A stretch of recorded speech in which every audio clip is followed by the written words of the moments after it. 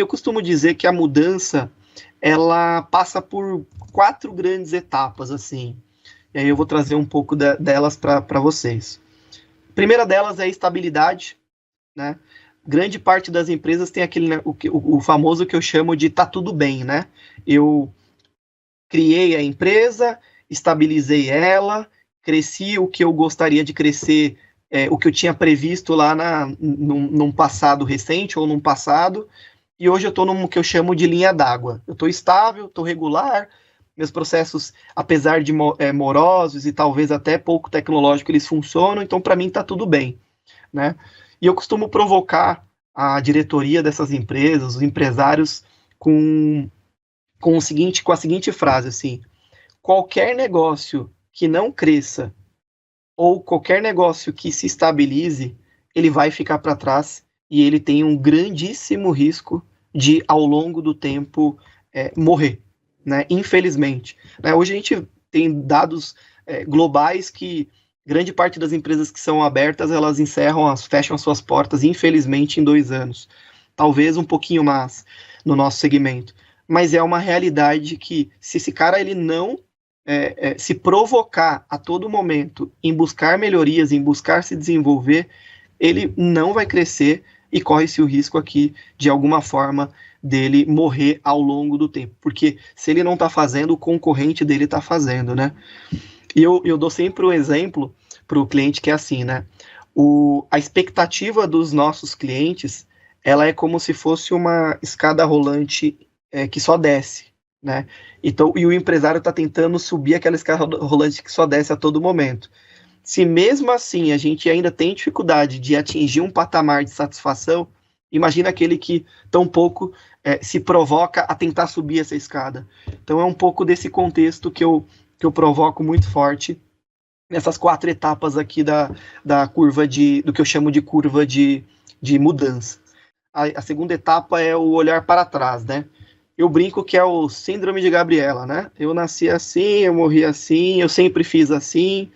Então tem aquela fase que o cara tem aquele olhar para trás, que infelizmente, ou felizmente, eu não sei te dizer ao certo, passaram profissionais na empresa dele que trouxeram novas ideias, mas que não foram bem executadas e que acabaram, infelizmente, dando errado. E aí ele ficou com o que eu chamo de trauma. Isso incomoda muito esses caras, e esse trauma ele faz com que ele fique estabilizado ali, estagnado naquela segunda etapa. Ainda nesse contexto aqui do olhar para trás, me remete muito àquele vídeo dos macaquinhos. Você já viu esse vídeo? Eu vou trazer aqui para a turma rapidamente. Esse vídeo, ele traz uma experiência numa jaula com 5 macaquinhos, e vou tentar relembrar aqui com o mais assertivo possível. E tem uns cachos de banana que, quando os macaquinhos sobem ali, puxam a banana, ele cai um chuveirinho e molha todos os macacos. E aí os macacos, ao longo do tempo ali, eles vão tentando pegar a bananinha ali e molha todo mundo, eles começam a se matar ali, cada um se agredir de alguma forma, até que todos, de alguma forma, apanharam ao longo do tempo. E aí eles começam a fazer um teste de tirar um e substituir, até concluir os 5, né? E acontece o mesmo. Entra um, eles batem, não deixa nem chegar ao ponto do cara ir lá tentar buscar a banana. Do macaco tentar buscar a banana. E quando eles terminam todos, um olha para o outro e fala: cara, mas a gente nem sabe o que aconteceu ali quando a gente foi...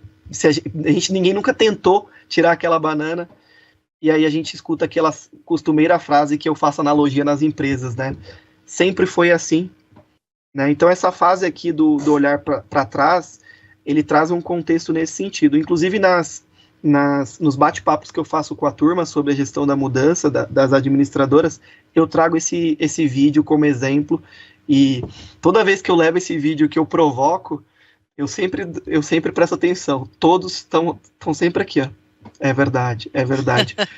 Cria-se o hábito, né?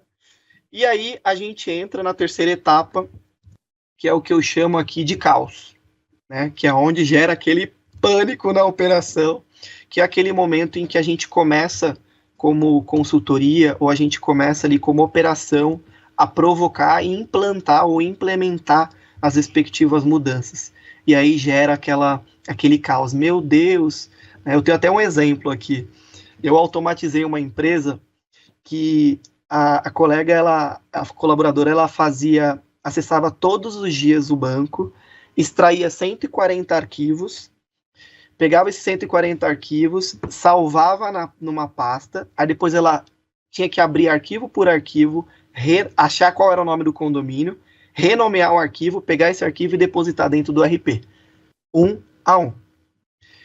E aí eu falei, cara, tem oportunidade aqui, meu papel lá era esse mesmo, criei um planinho de ação, automatizei o processo, e esse processo o próprio robô passou a executar, e ela passou a tão somente consultar o relatório e tratar as respectivas críticas, que são pouquíssimas, principalmente no dia de hoje, com cobrança registrada, todo esse contexto de avanço bancário.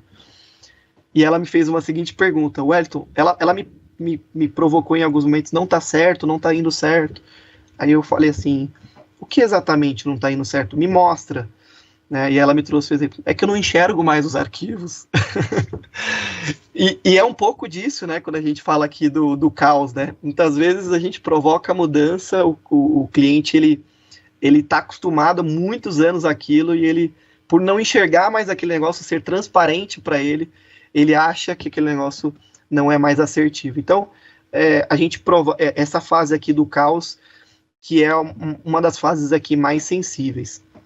E a última fase aqui, eu chamo do momento que passou aquela curva já de aceitação e afins, e a gente entra aqui, de fato, na fase da aceitação, onde, nesse exemplo aqui, essa colaboradora, ela fala, olha, não, nunca mais eu quero fazer do formato anterior. Eu escutei da boca dela isso, né? Pelo amor de Deus. Agora eu vou lá, gasto 5 minutos, confiro um relatório, tá tudo certo. Eu não conseguia tirar férias, eu não conseguia ter uma dorzinha de barriga que eu, enfim, impactava em toda a operação da administradora. Então, são as 4 etapas aqui do que eu chamo de curva da gestão da mudança, que se a gente administrar bem, a gente consegue ter uma condução e um resultado em bons projetos.